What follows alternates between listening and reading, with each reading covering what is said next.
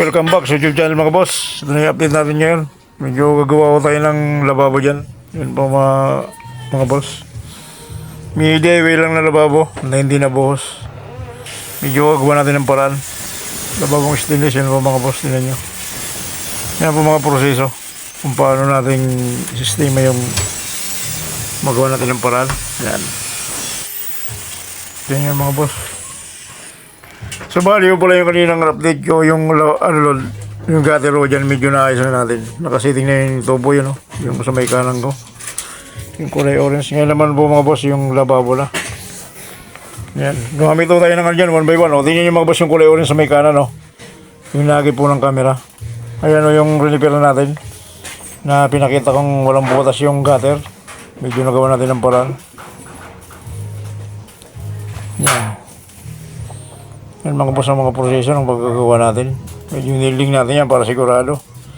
Yan ang mga boss, binawanutan natin mga tubo yan ay ng bakal na tinimim. Bali, binutasan natin yan ng chipping yan natin pang malakasan. Ayan ang sistema mga boss, ni-spot natin. Yan. Yan mga boss ang mga proseso. Practice pa lang yan mga boss, lalo kung marunong na. Tingnan naman kung paano ko i-setting. Yan. Tingnan nyo naman. Yan ang bala mga boss mangusga kung ano ba yung sistema nyo, kung marunong ba o hindi. Yan mga boss mga tirada. Practice pa lang yung mga boss. Yan naman. So bali ang gamit ko palang halin yan mga boss. Andil ng welding machine ko yung sinusuksok lang sa loob, hindi yung liipit. Yan naman, diikot lang mga boss ang andil niya, no? So bali yung mga boss, yung andil na yan, na-order lang ko sa Lazada yan. Sa Lazada maraming ganyan na handle. Sa Lazada ko lang in-order mga boss. Sakali magka-interest kayo niyan, sa Lazada ko yan. Ang gaganda lang ko yung mga boss, sinusuksok lang. Hihikot lang yung handle. Ay mga boss, i-spot ko lang ngayon yung paglugtungan, naka 45 degree. Ay mga banat mga boss. Hindi nyo naman, oo. Grabe. Medyo nagbaro tayo yan kasi alam nyo naman, mainit. Pero, oo.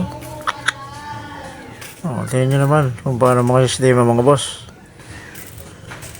Sa akin kasi mga boss, kahit anong hirap, pag kaya kong gawa ng paraan, ginagawa ko talaga ng paraan yan mga boss.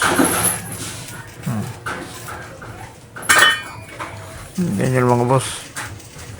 Ang bala kasi mga boss ang may-ari niyang kahoy. Ako naman nag-suggestion na kung lababo man lang naman nakaganyan, bakal na natin. Kung matagalan pa. Medyo siyempre, sa aking bilang sa mga gawa, ayaw ko naman yung ginawa ko na hindi magiging tumagal. Siyempre, kung yan bumilang lang ng 2 buwan, medyo nakakaya mga boss. Pag bumilang ng mga 2 taon, 3 taon, medyo boy-boy na ako doon. Hindi gaya ng kahoy, pag yan nabasa, wala na. Kaya kung nag-suggest mga boss na baka lang gamitin natin. Ganyan yung mga banat dyan, Siyempre lang mga buhay, tinitesting na natin mga boss. Lababong maliit lang, pero stainless yan. Medyo luma na nga lang yung lababo, pero stainless yan. Ang bintay dyan stainless. Yan. Iisipat kong maigi yung mga boss. Yan, tingnan nyo naman. Inisipat ko pa lang yung mga boss. Pa-practice lang natin yung mga boss. Saka matutuman lang tayo sa mga ganyang sistema. Ako mga boss, hindi siya magpamalaki sa trabaho ko. Talagang bawat gawa ko, lahat yan may mga kasamang pagkaano sa trabaho para matutuman lang tayo. Yung mga boss, ina-actual natin para hindi tayo magkamali. Yan ang pinaka-importante mga boss. Kahit anong klaseng gawa natin sa trabaho natin, kailangan i-actual mo natin bago tayo ng proseso. Kailangan huwag natin, kung sa mga bakal na mini-welding natin, kailangan di mo natin pinipix. Medyo ispat-ispat lang muna. Fix natin. Tingnan mo tayo yung area para magagawa tayo ng gate. Kailangan sureball tayong eskwalado, nasa tamang proseso. Kasi ang mga gate naman kasi boss, pag nasa tamang proseso magandang pagkagawa, doon makikita pag pulido, doon makikita ang ganda. Pero pag ang gawa bara-bara, wala, bukol-bukol. Saka importante mga lugtungan mga boss, yung importante sa mga bakal naman. Kaya kasi mga boss, dating may division yung giniba ko. Kaya ang problema, nagkasinta sa kabila, hindi naman niya nakuha yung tamang proseso, yung tamang rin, yung lugtungan. Kaya medyo mas nakalabas yung itong nakalagyan ko ng lababo. Mas nakaambok ng mga 1 mga 3/4 yan. Yan, tinayaw na natin mga boss ng ano, tinayaw na natin ng medyo patibay yan sa lababo kasi yun ang pinaka-importante. So bali pala yung mga boss yung tagiliran na yan, tinapalan ko rin ng simento yan para matibay. O, tingnan yung mga boss, yung mga proseso niya, no? O. Medyo sipat-sipat lang natin ng konti. Yan, yun ang pinapasiguruhan natin kasi mayroon magkamali tayo. Yan ang pinaka-importante. Sayang kasi boss, ayaw ko yung pag ginawa ko, ayaw ko yung magsayang-sayang na materyales. Gusto ko talaga yung sure ball.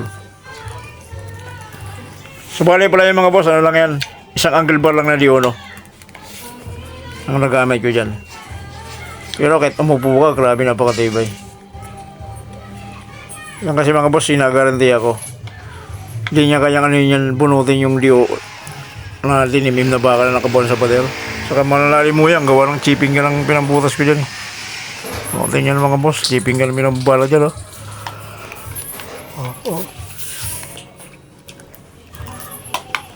Ang tingnan mga boss, o, diba?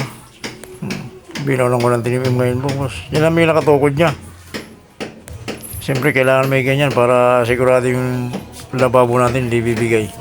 So, baka dalawa pala mga boss ang tukod niyan. May extra pa yun sa gitna. Talagang sinigurado natin para matibay talaga. Mahirap yung tiyambahan lang ang trabaho eh. O yan, lispatan natin mga boss. Follow yan mga boss. Dahil mo naman, practice pa lang yan. Ang gamit nating welding machine yung boss, yung Inco. Inco yan lang tatak ng welding machine natin.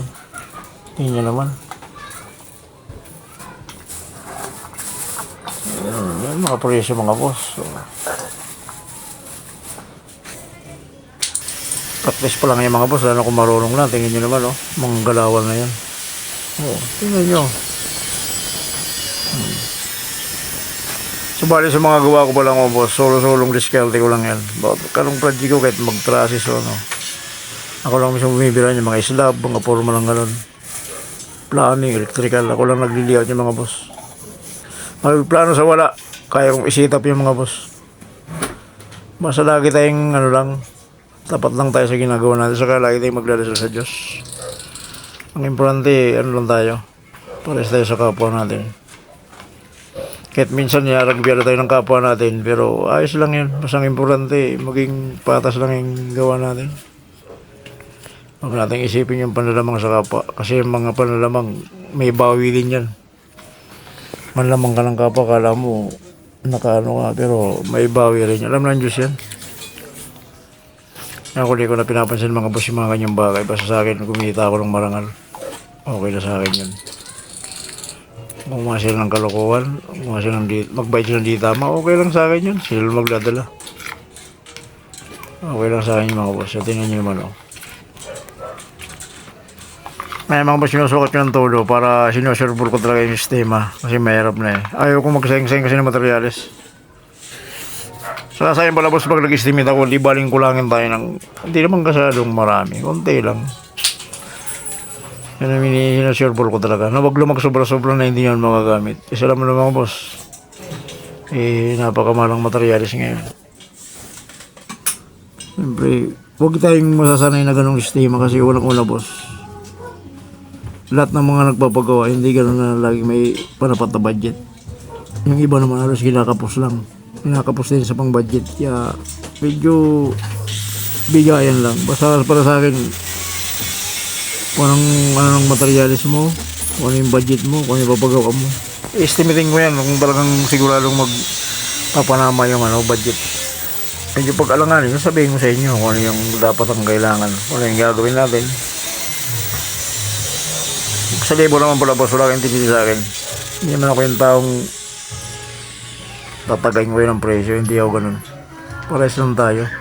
Matulungan mo ko, tutulungan din kita. Ganun lang, bigayin lang tayo. Mahirap naman yung alas karamihan niya ng iba. Kikita nga ng maganda. Yung trabaho naman, puro back job. Nakakaya lang. Ako hindi ako sali sa ganun boss. Laging pares lang tayo. Lumagpas lang yung araw yung medyo trabaho ko. Okay na sa akin yung masaya na ako. Baka dito lang mga boss, yung ano natin, videos. Hanggang mamaya na lang yung update ulit. Magpipinis pa ako sa likod. Bye.